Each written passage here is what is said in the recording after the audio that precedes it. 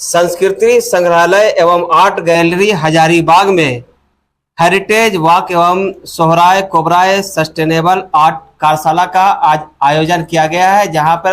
हजारीबाग के जवाहर नवोदय विद्यालय के यहाँ बच्चे शामिल हुए हैं और अपनी प्रतिभा को निखारने के लिए इन्हें जो मंच दिया गया है, यहाँ पे सभी काफी मेहनत के साथ सोहराय और कोहबर कला को यहाँ पे प्रदर्शित कर रहे हैं। आइए देखते हैं क्या कुछ यहाँ पे कार्यशाला में आयोजित किया गया है।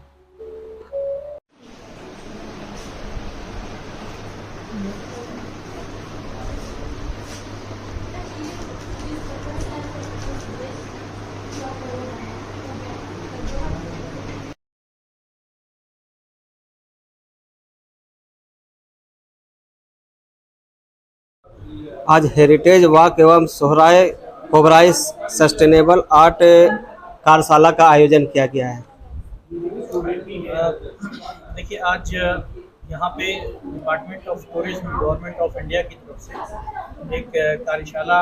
का भी आयोजन किया जा रहा है। इसके साथ साथ एक हेरिटेज वॉक भी किया जा रहा है, जो हजारीबाग में स्थित संस्कृति जो म्यूजियम है उसके आसपास और उसके कैंपस में ये दोनों प्रतियोगिताएं हो रही हैं। यहाँ पे जवाहर नवोदय विद्यालय के बच्चे यहाँ आए हुए हैं, क्लास 12 के स्टूडेंट्स हैं, और वो यहाँ पे खुद से ये बनाकर सीख रहे हैं कि किस तरीके से सोहराय पेंटिंग और दूसरी चीज़ें यहाँ पे डेवलप होती हैं या बनाई जाती हैं। ये जो प्रतियोगिता कह लीजिए या ये जो प्रोग्राम है वो इस मुनासबत से हो रहा है कि अभी हमारे इंडिया में वर्ल्ड हेरिटेज कमेटी आई हुई है, जो हर साल अलग अलग देशों में जा कर के एक वर्ल्ड हेरिटेज साइट्स जो पूरी दुनिया में हैं उनको इंस्क्राइब करने का वो काम करते हैं। तो हिंदुस्तान में अब तक 42 वर्ल्ड हेरिटेज साइट्स थे। अभी एक नया साइट जो आसाम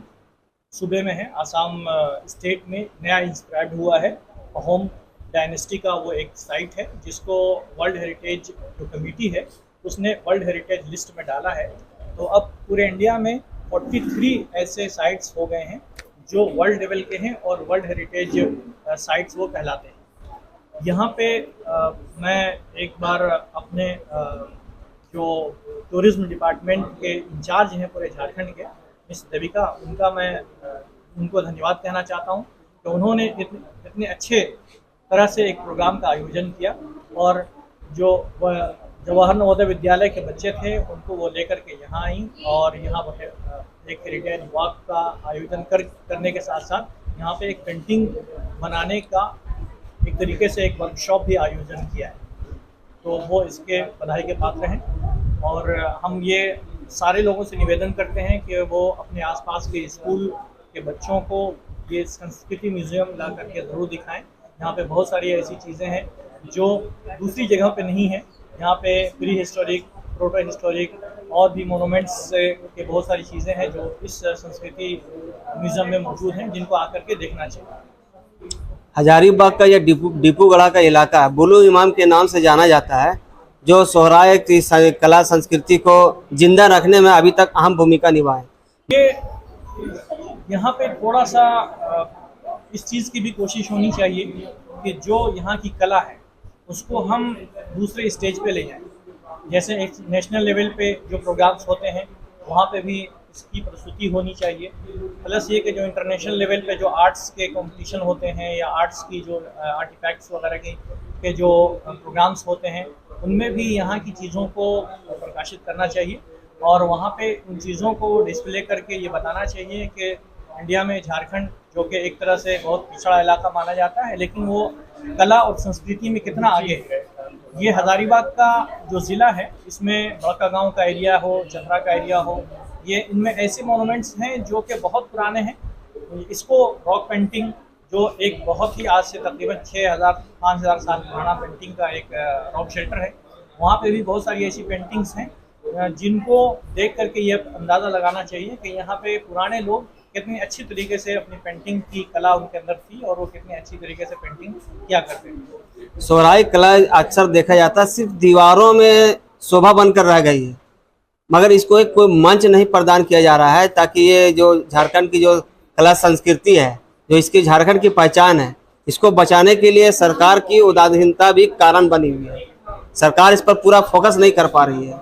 क्या कारण है? सरकारों को तो इसकी तरफ ध्यान देने की ज़रूरत है। हम अगर शुरू से स्टार्ट करें तो जो डिस्ट्रिक्ट लेवल के जो डिस्ट्रिक्ट एडमिनिस्ट्रेशन है उनको चाहिए कि ये जो छोटी छोटी कलाएं हैं, जो अगर हम इसको विश्व के पटल पे नहीं लाएंगे या नेशनल पटल पे नहीं लाएंगे तो ये आहिस्ता आहिस्ता ख़त्म हो जाएंगे। तो जो डिस्ट्रिक्ट एडमिनिस्ट्रेशन है उनको चाहिए कि वो किसी किसी मौके से, जब भी जैसे वर्ल्ड हेरिटेज डे का मौका होता है या वर्ल्ड हेरिटेज वीक होता है या वर्ल्ड म्यूजियम डे होता है, इस तरह के कुछ यूनेस्को ने या इंडियन गवर्नमेंट ने कुछ अलग अलग दिन बनाए हैं जिनमें उनको कोशिश करना चाहिए कि वो अपने कलेक्ट्रेट में या किसी ऐसी जगह पे, किसी कॉलेज में या यहाँ की जो यूनिवर्सिटी है उसमें ऐसी चीज़ों का डिस्प्ले करें और जो जो आर्टिस्ट हैं उनको उनको वो एक तरीके से उनको ज़्यादा से ज़्यादा उनकी तरफ ध्यान दें ताकि वो जो ये आर्ट है, जो आर्टिस्ट इसको बनाते हैं उनको और भी लंबे टाइम तक बनाते हैं। पूरे झारखंड की ये पहचान है कला संस्कृति के नाम पर सोहराय कोबराय। तो क्या एक्चुअली पर्यटन मंत्रालय भारत सरकार द्वारा एक वेंचर कह सकते हैं जहाँ पे हम लोग हर एक स्कूल में युवा पर्यटन क्लब जो है उसको ओपन करते हैं। तो हमारे जो जवाहर नवोदय विद्यालय है, इस स्कूल में युवा पर्यटन क्लब है, जो युवा पर्यटन क्लब के बच्चे हमारे साथ आज जुड़े हुए हैं। तो इसीलिए आज मतलब ये बच्चे आए हुए हैं हमारे साथ ये कार्यशाला में भागीदारी निभाने। होता है कि हमारा प्रयास रहता है कि हम लोग बहुत सारे इवेंट करते हैं पूरे झारखंड में, हर एक डिस्ट्रिक्ट में। तो इसी तरीके से ऐसा है कि हर बार में हर स्कूल को एक मौका मिलता है। तो उसी तरीके से इस बार नवोदय विद्यालय के बच्चे आए हैं। आगे जाके हमारी और भी इवेंट होगी, हमारा वर्ल्ड टूरिज्म डे होता है और भी बहुत सारे इवेंट्स होते हैं। तो उसी के तहत जैसे देखो अपना देश हो गया जो भारत सरकार का एक है, तो देखो अपना देश के तहत या एक भारत श्रेष्ठ भारत के तहत सारे स्कूल हमारे से जुड़ते हैं। और जैसे आज इन्होंने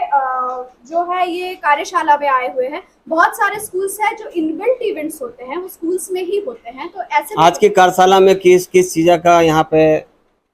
आयोजन है जो बच्चे यहाँ पे प्रदर्शित कर रहे हैं? जी, इसमें एक्चुअली जो नई दिल्ली में 46वां विश्व धरोहर कमेटी का जो मीटिंग चल रहा है, पैरेलली सारे राज्य में हेरिटेज वॉक और आर्ट कार्यशाला जो हर एक राज्य का ऐतिहासिक ट्रेडिशंस, कस्टम्स, कल्चर को बढ़ावा देने के लिए हर एक राज्य में हेरिटेज वॉक का